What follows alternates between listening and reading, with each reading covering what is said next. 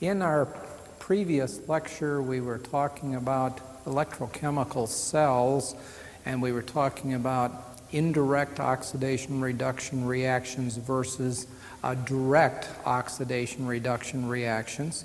In the indirect, of course, we talked about calculating the electromotive force or the voltage of the overall electrochemical cell.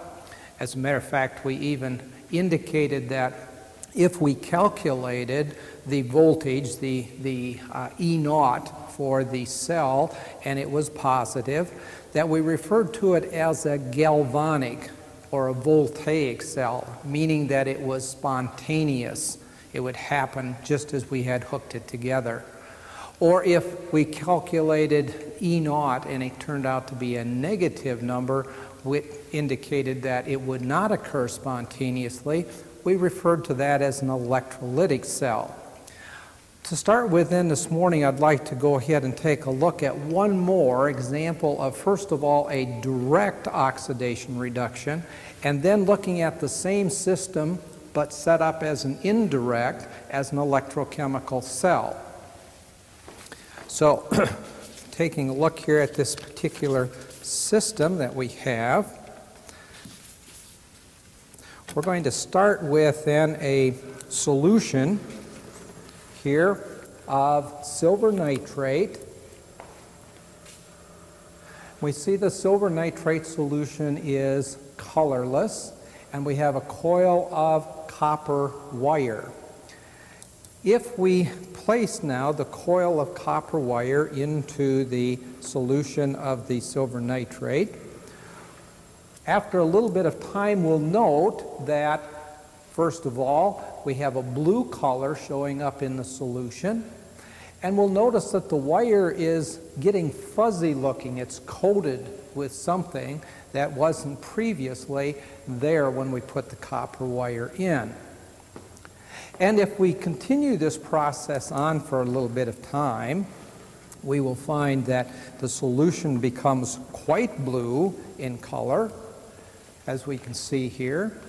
And if we pull the copper wire up, we see now that it is covered with a silvery looking solid, kind of gummy looking, but silvery looking material. And actually, if we were to knock that off and dry it, we would find that it was in fact silver metal.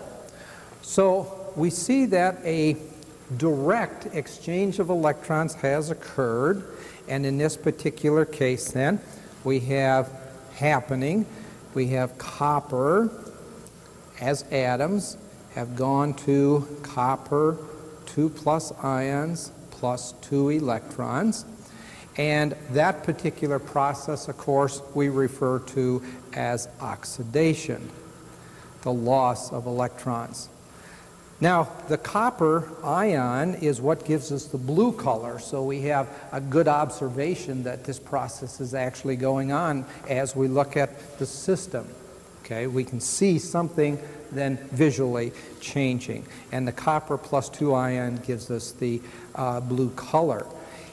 The starting material here was the silver ion, and the silver ion gained an electron and became silver atoms, zero charge, silver metal.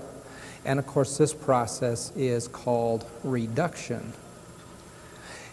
Again, in balancing oxidation reduction reactions, as we worked on previously, of course electrons lost and gained would need to be the same. If we were going to add the two equations together, we would double the reduction half reaction. But now, again, we're going to take this same system, the copper metal and the silver ion. The only difference is that we're going to put it together now in an indirect manner instead of in a direct manner.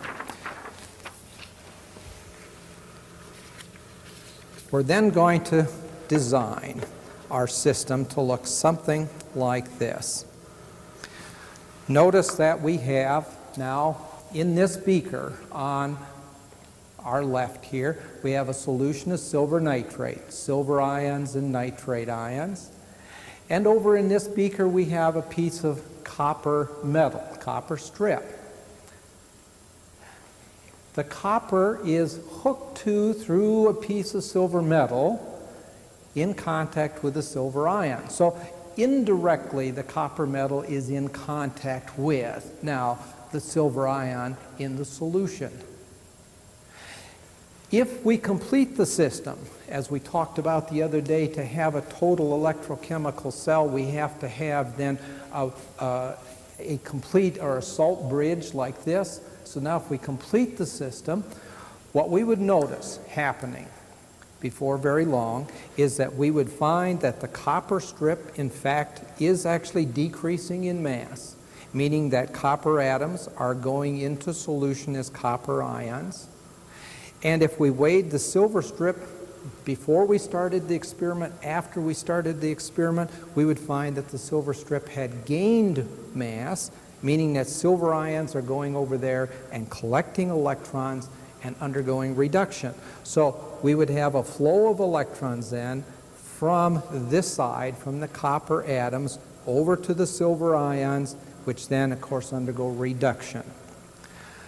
Now, if we go ahead and put in now a meter into this system, and we can measure then the electromotive force, EMF, of the system, now we can go ahead and measure the actual potential between the two electrochemical half cells.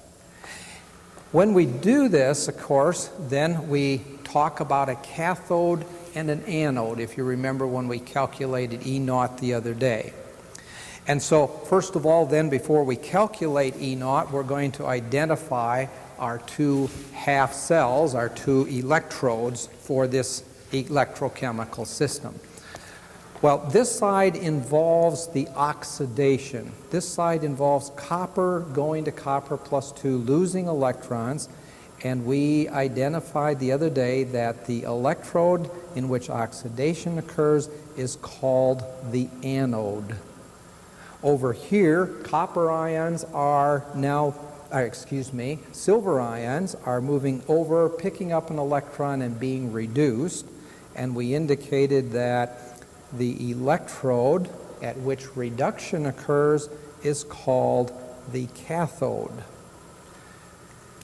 Now, keeping that in mind for this particular system then, here, let's take a look at how we would go about calculating the E naught for the electrochemical cell.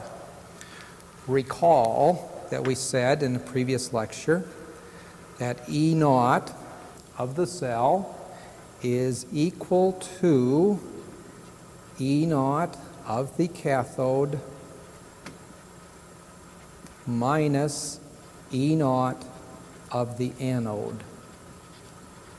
And in this particular case, we're going to say E naught. Now remember, the cathode was the silver ion being reduced to silver atoms, so this is the Ag plus Ag half reaction, minus E naught of the Cu2 plus Cu electrode, the anode. Now, we would need to look up then the numeric values for these. And of course, the other day we referred to the table in the text here. Let me move this aside for a second. And table then that had the reduction potentials or the E naught values for each type of half reaction. So the two that we're looking for in this particular case, here's the copper, and down another step is the silver. So those are the two numbers that we're going to put into our equation, plus 0.8 and a plus 0.34. So let's return now back to our equation. So we're going to say E naught of the cell is equal to E naught of the silver, which, again, looking on the table, was a positive 0.80 volts, minus then the E naught for the other. Now, again, keep in mind that we don't change the sign. We use the number exactly as it appears in the table. This negative sign already takes into consideration that this is an oxidation process not the reduction process that's shown on the table. So we don't want to change it twice. So we keep it as a plus 0.34 volts, and when we finish there, we're going to end up with a plus 0.46 volts. Now, seeing that E naught is greater than 0, it tells us that, in fact, that copper-silver pair of electrodes that we just looked at is spontaneous as it is set up. It is therefore referred to as a galvanic or voltaic cell. Those two names mean the same thing. Galvanic cell and a voltaic cell both refer to then a spontaneous electrochemical cell. Okay, so you might see either term used in that case. Well, if we go back to our drawing here quickly of the actual electrochemical cell that we were looking at, and look at once again the meter, we see that in fact the voltmeter is reading 0.46 volts. What we're measuring is the reduction potential difference between the two half cells, between the two oxidation reduction reaction half reactions. Okay? So, therefore, we again see that we can calculate the E naught of electrochemical cells, and from that calculated E naught, of course, relate it to spontaneity of a chemical change. Okay? Well, before we go on this morning, because the key thing I want to focus on today are two practical applications of indirect oxidation reduction reactions, galvanic type cells that are of commercial importance to us. But before I look at the indirect, I want to look at one more direct oxidation reduction chemical process. This one involves what we call rusting. Rusting is an oxidation reduction process. And this shows basically, first of all, a piece of iron metal and a droplet of water on it. And now we're going to talk a little bit about the chemistry, the oxidation reduction chemistry that is involved in the process. Here the electrons are going to be given directly between the two reactants. Okay? First of all then, iron atoms are undergoing oxidation to give up 2 electrons. And we see that. We see that this little spot here is called the anode. Remember, anode is where oxidation occurs. The 2 electrons that are given up now flow through. Remember, metals are good electrical conductors. The electrons that are given up flow over to the edge over here of the droplet, where we have a high concentration of oxygen. The oxygen is dissolving into the water droplet at the surface there. So there's not any oxygen appreciably in this area, but out here where it's in contact with the atmosphere, we have a fairly high concentration of oxygen. So what happens then is one of these oxygen molecules, and I'm going to write this as a half, 1/2 oxygen molecule, which really means that we're saying an oxygen atom, gains 2 electrons and becomes an O2- ion. Now, in reality, this doesn't exist as an O2- ion because water, now, keep in mind when we talked about the equilibriums involved with water, we said that water contains hydronium ion and some hydroxide ion. Well, if we look at the hydronium ion here, what we really find happening is a hydronium ion that's in the water reacts with this O2- ion to produce 2 OH-, produces 1 OH minus, plus a molecule of water, H2O. So we're producing a hydroxide ion. Notice here's our hydroxide ion that's being produced. And of course this is occurring now at both places, so we're producing hydroxide ions in the oxidation reduction process at the cathode location. Cathode being where reduction is occurring. The oxygen is being reduced from a 0 to a -2. Now, the final reaction that occurs in this rusting process is not an oxidation reduction. It is a dissolving or a solubility process. We talked in a previous chapter about equilibrium, and one of the types of equilibrium that we looked at was solubility equilibrium, KSP. And so then we have one last reaction that goes on. The iron 2 now that is formed combines with hydroxide ions and forms FeOH2 solid. That's the rust. That's this little pile of reddish brown material that we see that we call rust. Now, if you ever looked at a surface where rusting is occurring, rusting doesn't occur all over in a smooth fashion. Rusting occurs in little spots, in little pits. If you look real close at something that had rusted, you'd see little tiny spots surrounded by actually this reddish brown rust that we find. These little pits then are what we're seeing. And of course around that little pit, which was acting as the anode, then we see the presence of the precipitate, the iron hydroxide or the rust. Now, rusting of course is rather expensive to us.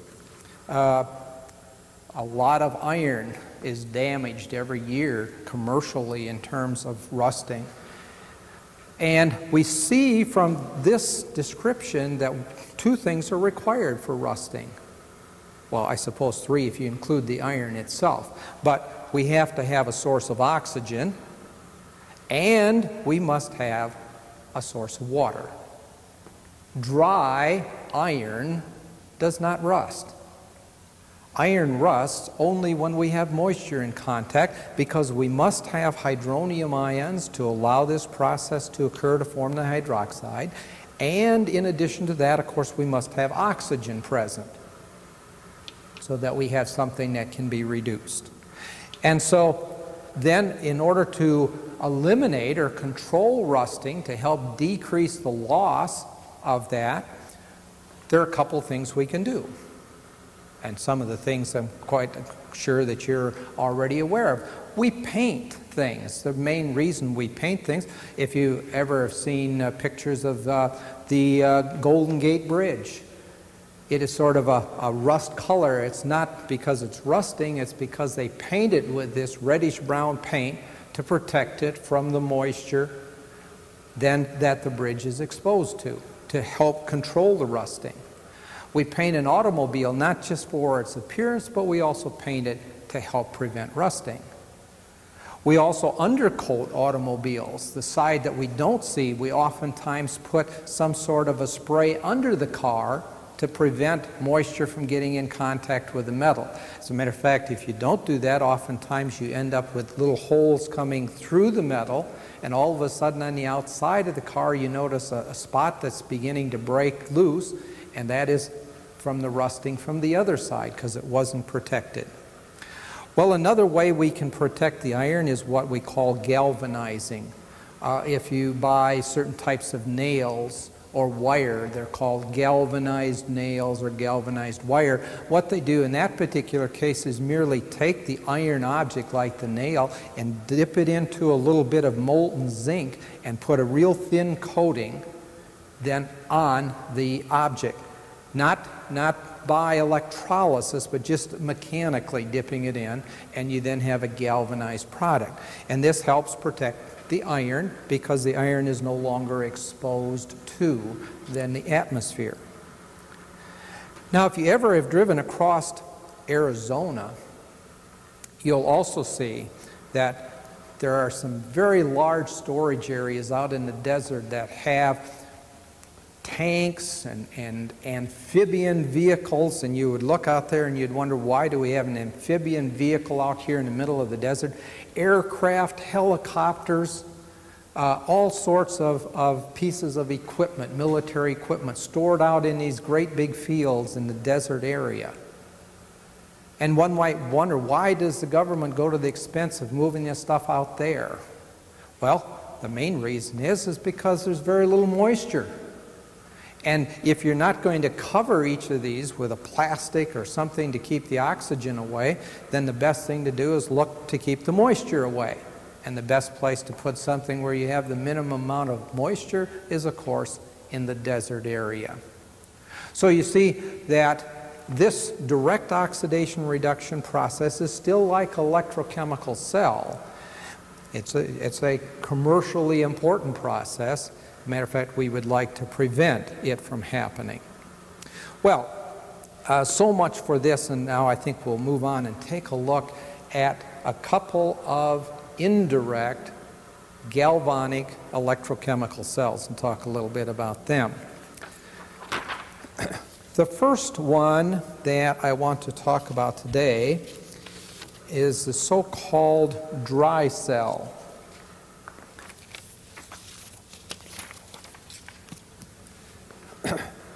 This is what you typically call a flashlight battery. If you go to the store and you buy a little D or a C or AA or AAA or whatever case it might be, what we call a cell. Now, we should differentiate between what we mean by a cell and what we mean by a battery. These are cells. A cell contains one cathode and one anode. A battery is a combination of two or more electrochemical cells. So I can buy like a 6-volt battery, and if I were to take that apart, what I would actually find would be 4 individual electrochemical cells, all then wired together so that we end up with 6 volts. So a battery is the combination of 2 or more electrochemical cells. Okay? Now, let's look at this so-called dry cell then that we have up here. And actually that is probably a misnomer from the standpoint that I guess it's dry on the outside, but the inside certainly isn't dry. As a matter of fact, it's a fairly moist paste on the inside of these. Well, let's look at the overall, first of all, general physical structure of this. Typically, we have a zinc can. The zinc can, of course, is important because it is the anode. It's the oxidation reactant that's going to be involved. And we'll look at the individual chemical reactions here in a moment.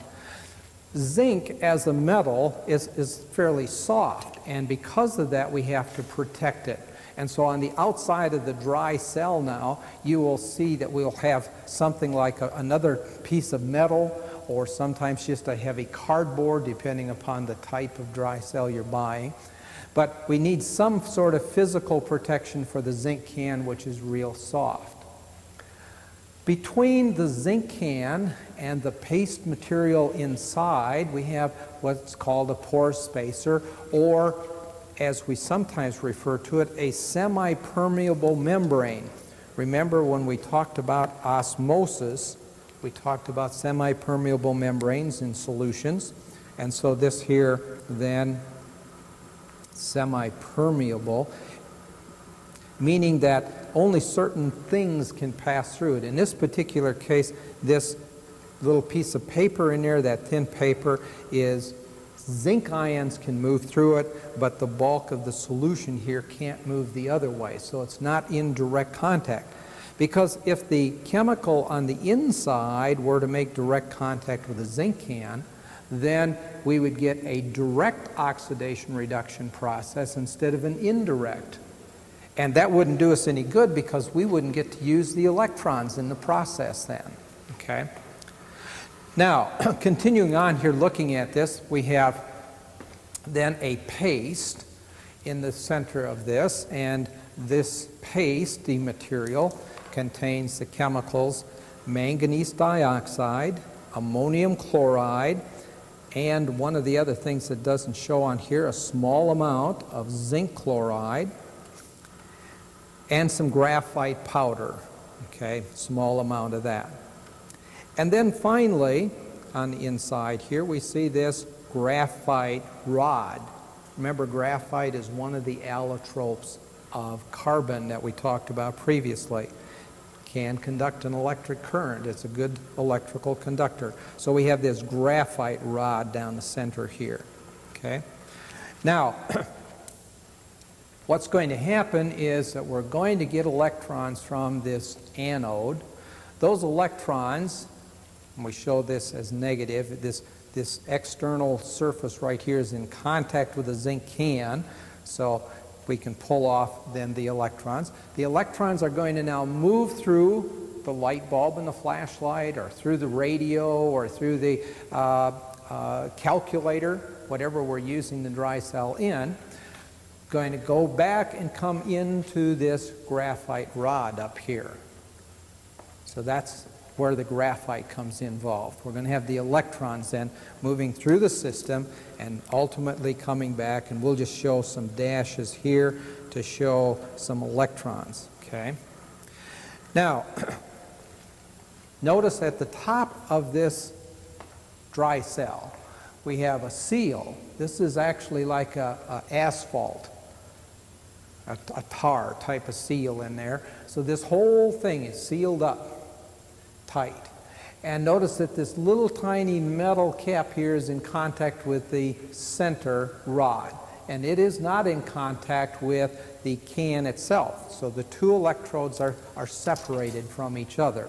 And that's why when you put dry cells in the battery, you have to, or excuse me, put dry cells in the flashlight, you have to put them in the right order so that we have the plus touching the minus, so that we add all of these dry cells together to make them act like a battery. Well, now let's go ahead and take a look at the chemical changes that are occurring in this dry cell. First of all, down here at the anode, remember anode oxidation. So we're going to have Zn going to Zn2+, giving up 2 electrons. And as I said, those 2 electrons then are going to move through the system and show up back in the center of this on the graphite rod. So that's our first half reaction that we're looking at. Now the other reactant involved in this is actually the ammonium ion from the ammonium chloride. So the ammonium ion over here, NH4+, actually is going to move over to the graphite and now pick up the electron over there. By the way, as this zinc ion is produced out at the zinc can, I should mention that it is going to move into this paste, so that we're going to have the Zn2+ ion moving back into the paste. Now, let's write the reaction then for this ammonium ion up here. It's going to undergo reduction.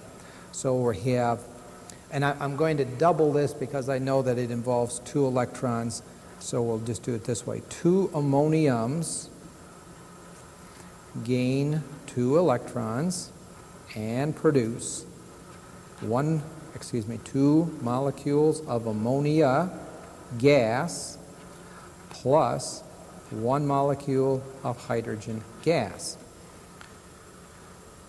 So this was our oxidation, the zinc. Our reduction now involves the ammonium in the dry cell. All right? Now, notice a couple of things here. First of all, I said that this whole cell is sealed with a tar seal. And yet inside of this sealed system, we're producing ammonia gas and hydrogen gas. Well, quite obviously, what would we expect would happen? If we did this and nothing took care of those gases, we would be building up pressure, and pretty soon the dry cell would just blow up. It would puff out because of the internal pressure. So we have to have something there to take care of this ammonium and the hydrogen. And that's the purpose of the manganese dioxide and the small amount of zinc chloride that we put in to this paste. The manganese dioxide is going to take care of the hydrogen. We'll write that reaction right up here then. We have MnO2 reacting with the hydrogen gas, and by the way, MnO2 is a solid, and we produce an MnOH2 solid. Well, that means now that we've taken those gaseous hydrogen molecules and have actually combined them in such a way to make a solid out of them so that there's no pressure. The solid doesn't exert a pressure, so we don't need to worry about getting rid of that gaseous pressure. The ammonia is taken care of by another reaction here. Let's see, we'll sneak it in, maybe we can put it right down here. We're going to have then the zinc chloride reacts with the ammonia, actually two ammonia, to produce ZnNH32Cl2 solid. So the zinc chloride now reacts with the ammonia and forms a new, what we would call a complex compound. Not something that we've seen before, but something slightly new. But it's a solid. And so now we've taken care of the problem that both of the gases that are generated in this dry cell process have been converted to a solid form. And so we don't need to worry about the internal pressure. Now, previously I mentioned just something about this semi-permeable membrane. Let me mention that again. If, for instance, that we were to get a small crack in this piece of paper here so that this internal paste could get in touch with the zinc can, if that happened, we're going to get this same process, zinc reacting with ammonium, but it's going to happen directly, and it's going to happen right there. The electrons aren't going to go through the wire. And what will happen is it's going to eat a hole right through the side of the dry cell. So if you've ever opened a flashlight after it has stood a long time and you start pouring out the dry cells and one of them is all coated with this chemical gunk on the outside, that's what's happened. There was a small crack apparently in that paper, and we ended up then with this direct oxidation reduction destroying the dry cell. Now let me just mention one other thing here quickly. Dry cell cannot be recharged. Okay? This is not a reversible chemical process. We're going to look at a cell that has a reversible chemical process, but this is not one that can. So you cannot recharge this type of dry cell. There are some rechargeable cells, like nickel cadmium are rechargeable, but this typical dry cell that we talk about, or even the alkaline cells that you can buy, are not rechargeable. They're not a reversible oxidation reduction process. Okay? But one thing that does happen, and you've probably noticed this, if I take a flashlight and I go out at night and I turn it on and I'm shining it for some length of time and I see it kind of starts to dim down and I turn it off, and 5 minutes later I turn it back on and it comes on nice and bright once again. Well, the reason for this is that when we're doing the oxidation reduction for a long period of time very rapidly, we actually do start building up a coating of hydrogen and ammonia gaseous bubbles around this electrode.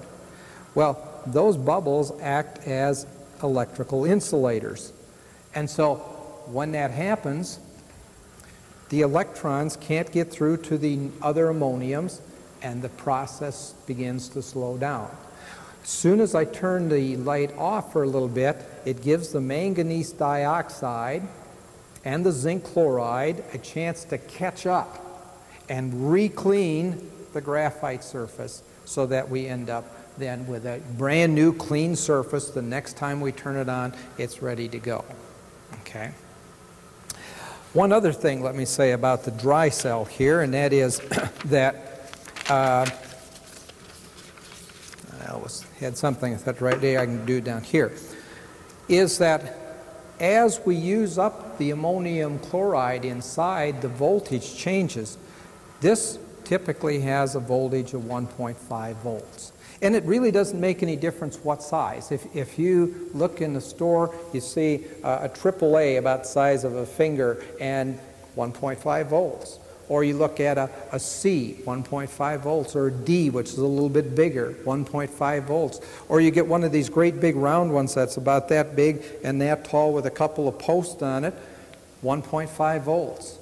The voltage is only the difference in the reduction values, the E0 values of ammonium and the zinc. And how much you have doesn't make any difference.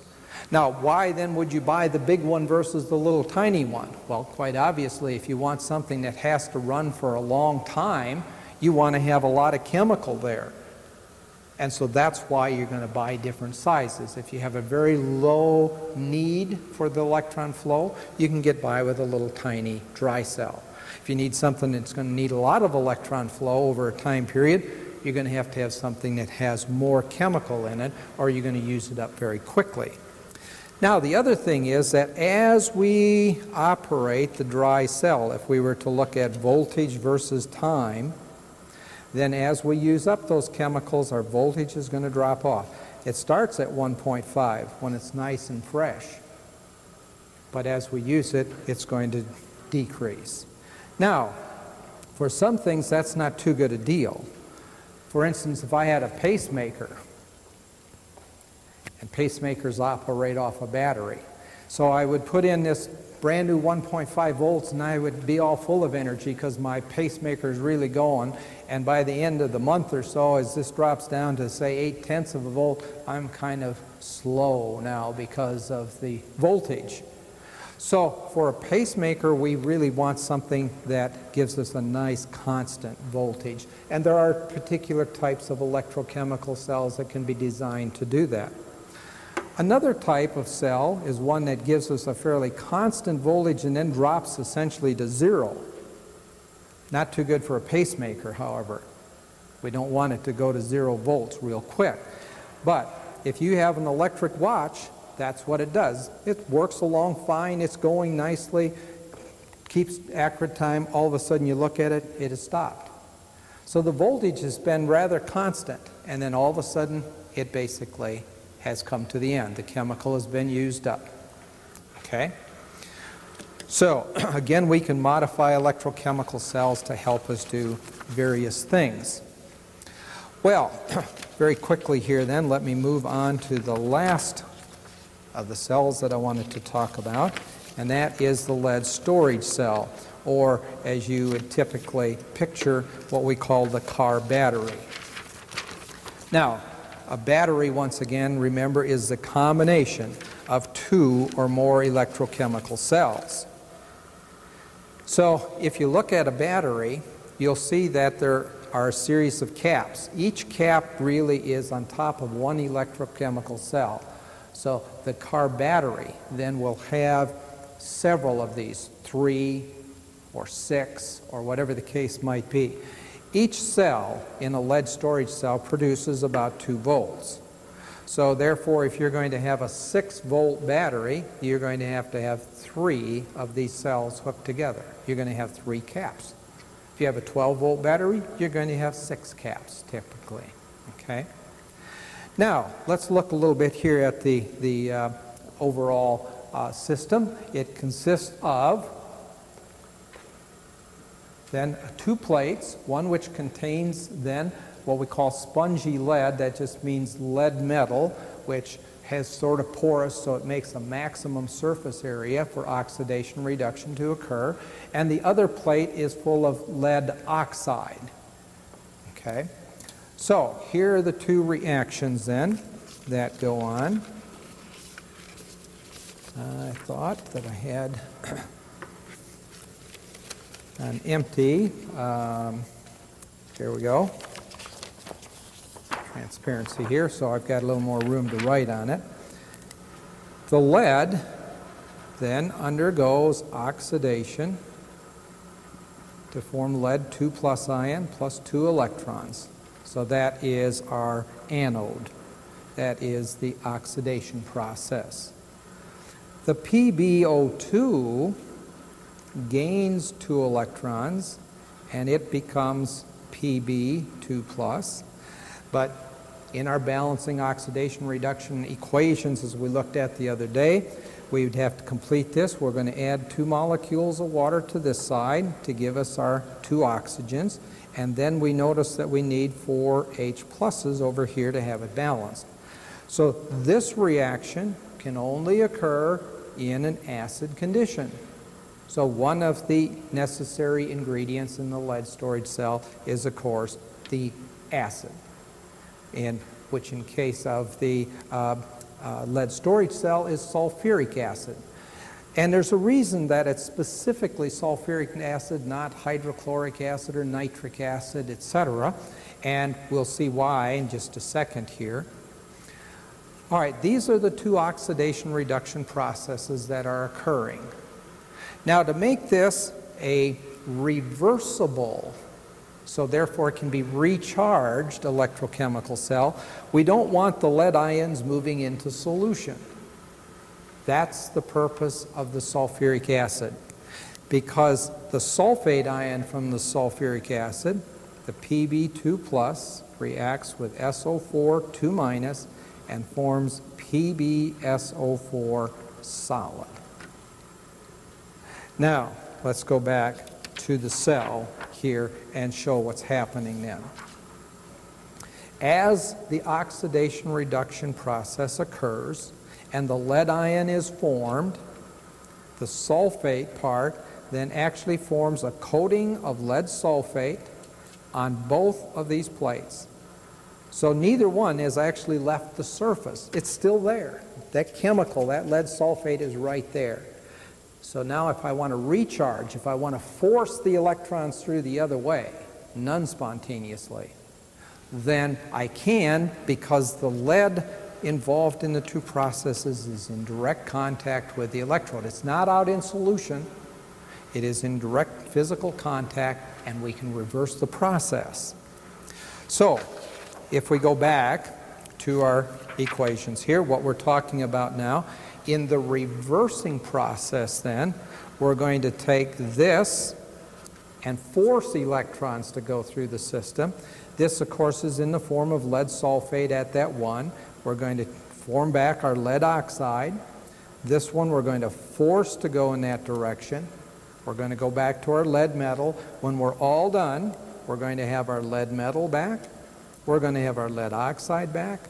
We're going to have our hydrogen ions back. We're going to have our sulfate ions back. We have everything back that we started with in the recharging process.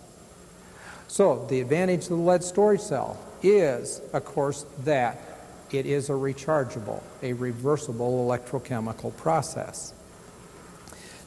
Now,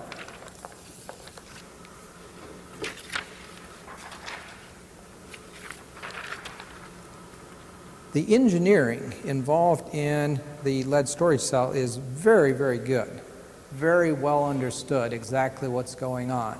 If I go to the store, I can buy a 12-month battery, 24-month battery, 36-month battery, 4-year battery, and just about plus or minus 10%, that's what it's going to last. If I buy a 2-year battery, I might be lucky and get it to go to 26, 27 months, but it might also fail at 20 months. Okay? That's how well it's engineered. The reason that they know that is because depending upon the type of quality of lead you put in here, or the lead oxide coating, How large these plates are, how close they are together, all of these factors come into play. One of the things that does occur, and this is true in any of these lead storage cells, over time, due to the motion of an automobile, a small amount of this lead sulfate that's formed actually falls off. And so what will happen is over time, this lead sulfate starts to build up down here, and finally it builds up to the point that it makes physical contact with two plates, the two plates. Once it does, it is just like we took a piece of wire and hooked directly between the two. That particular cell now is going to undergo direct oxidation reduction from that point on. And what happens then is when this occurs is the other cells think that something's turned on. They keep pushing electrons over to that one, hoping to satisfy whatever it is that's calling for electrons. And so it's just like having your headlights turned on all the time, or your car radio, all of the electricity turned on in the automobile, because the rest of the cells continue to feed this. This typically shows up, you go out to go home from school and you go click and your car doesn't start.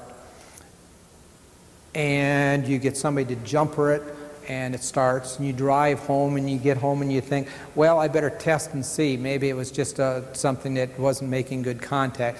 I'll check to see if the battery's all right now, because tomorrow I've got to get up and go to a test. So you stop at home, turn the car off, turn it back on, it starts up. Oh, you think no problem. The next morning you go running out to take off for your exam and you turn the key and it goes click, it's dead again. Because once this shortens out, yes, you can recharge it by driving, but as soon as you turn the key off, as soon as the car is not running anymore, those other cells immediately begin draining electrons into the one that's shorted. Well, as I say, the engineering of this is very, very well known, and that's why they can sell you electrochemical cells that last a certain length of time. And you pay more for one that lasts a little bit longer because of the better quality of things that are going to be used in it. Now, one of the things that we can do to measure the charge on a battery is to use this thing that we call the hydrometer. And the hydrometer works on the basis of, it's not very bright there, so I'm hoping that you can see it. The hydrometer works on the basis of measuring specific gravity or density. We talked about using a hydrometer when we talked about the brewing industry, about making beer, okay? And so therefore, when this charging occurs, as the battery is charged up, it is making sulfuric acid and the solution becomes more dense. As the battery is discharged, we use up the electrolyte, we use up the sulfuric acid. We take a lot of those ions out of solution now because they're forming the lead sulfate and water, and so it becomes less dense. And so what we do then is we use this tester, we pull some of the battery acid up into this outside tube, and then we have this little hydrometer, this little closed tube that floats in it.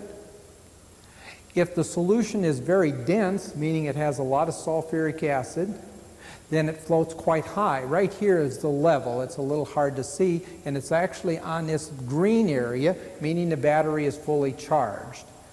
And when the battery becomes discharged, it begins to sink, and we would see it on the white.